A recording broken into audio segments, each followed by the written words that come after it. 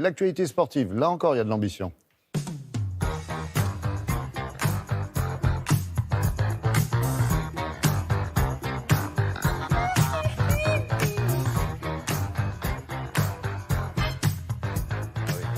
Comment ça va, Jean-Sébastien? Bon, alors, du foot, forcément, à la une de l'actualité sportive. Avec les demi-finales, effectivement, de la Coupe de la Ligue hier soir, le PSG qui se déplaçait du côté de Rennes, les Parisiens quadruples tenant du titre. Attention, c'est un sacré client. Ça ne s'est pas si bien passé que ça. Ils sont qualifiés, mais ça a été compliqué. Ils avaient battu Rennes déjà 2 fois sur leur terrain. Exactement. Mais hier soir, ça a été compliqué. On va voir ça en images. Regardez ça. Avec d'abord, ça commence bien, hein, Laurent, d'abord, avec le Paris qui prend le large dans ce match, avec cette frappe. Voilà, splendide cette frappe de Meunier. À ce moment-là, Paris mène 1-0. On la revoit parce qu'elle est quand même pleine lucarne. C'est superbe. Ensuite, c'est Marquinhos en embuscade qui inscrit le deuxième but parisien. Ici, en deuxième période, le voici. Tout va bien pour Paris.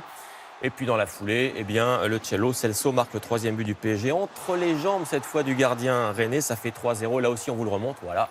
Entre les jambes. Soirée tranquille, a priori, pour l'instant. Ouais. Mais voilà, Mbappé va se faire expulser sur cette faute. C'est le premier carton rouge de sa carrière au jeune joueur parisien.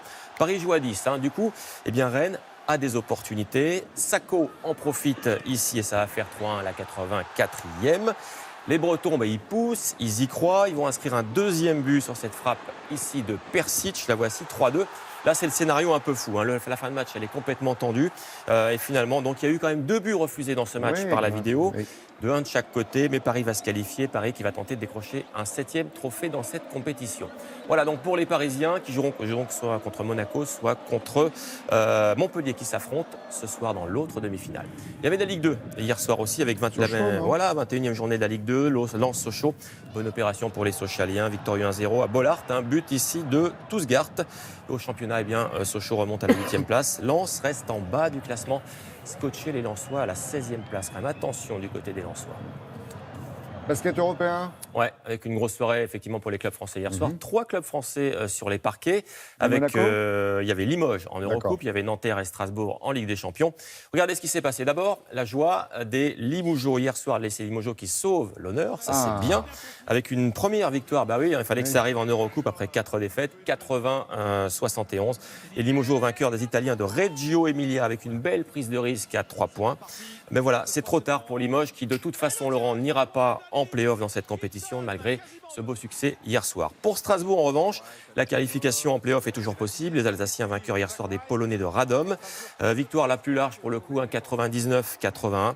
Strasbourg qui maintient donc l'espoir dans son groupe européen avec des supporters, vous allez voir, qui étaient plutôt ravis à la fin du match. Donc voilà, c'est pas mal du côté de Strasbourg. On va maintenant terminer avec Nanterre qui joue en Pologne contre Zielona Góra. Vous savez, moi je sais pas trop. Non, pas du tout. Moi non plus, voilà, comme ça c'est dit. Les Franciliens ont bien résisté en début de match avec des beaux paniers à 3 points. Vous avez vu celui-ci. Mais les Polonais sont finalement imposés 85-82. De justesse donc. Et dans ce groupe, Nanterre n'est plus leader, mais c'est pas grave. Pour eux, la qualification était déjà acquise. Voilà, donc soirée, on va dire, mitigée pour les clubs français. Les skieurs français vont bien, là? Ouais, avec vraiment une belle perf du côté des Français, avec un garçon qui s'appelle Clément Noël. Il a tout juste 20 ans. Vous savez ce qu'il a fait, Clément Noël? Il a battu Marcel Hirscher, le roi de la glisse, l'Autrichien. Ça s'est passé, regardez, hier soir, dans ce que l'on appelle un City Event du côté de la Suède. C'est une compétition de ski où les meilleurs s'affrontent, vous voyez, sur un slalom parallèle, comme ça. Eh bien, Clément Noël, qui remplaçait au pied levé Alexis Pinturo, qui lui a préféré se reposer avant les Jeux. Le jeune Français de Val d'Isère a battu le roi des pistes, donc Hirscher. On voulait vous montrer ça car c'est quand même une perf incroyable. C'est rare qu'Hirscher soit battu. Et bien sûr, pour Clément Noël, c'est bien juste avant les Jeux. Bravo à lui, il a 20 ans seulement. On le reverra du côté de la Corée du Sud. On reste en montagne avec des images toujours aussi spectaculaires des X Games. Là, c'est du slopestyle. Ça aussi, Laurent, c'est une discipline olympique. Le but, vous voyez, c'est de faire des figures les plus techniques possibles. Les meilleurs mondiaux avaient rendez-vous à Aspen. Ça se passe dans le Colorado, donc. Et c'est le Suédois Arlott qui l'a emporté. La Française Tess Le 2 a remporté le bronze chez les femmes. Elle n'a que 16 ans. Elle aussi, vous voyez, ils sont jeunes dans la délégation française cette année. Elle aussi, elle sera au JO. Dernière image de moto freestyle acrobatique. Voilà, alors ça, vous n'essayez pas, bien sûr. Ça se passe à Bâle, en Suisse. Regardez ce qu'ils font. Voilà. Alors, il faut que ça se passe bien, il faut que ça se termine bien, surtout parce que si la moto retombe, c'est pas terrible. Côté français, Bizouard a terminé 3e sur sa Kawasaki. Voilà, donc il y a un Français qui sait faire ça. Mais vous n'essayez surtout pas. Non, ça va être difficile, là, encore quelques semaines de repos. Merci Jean-Sébastien.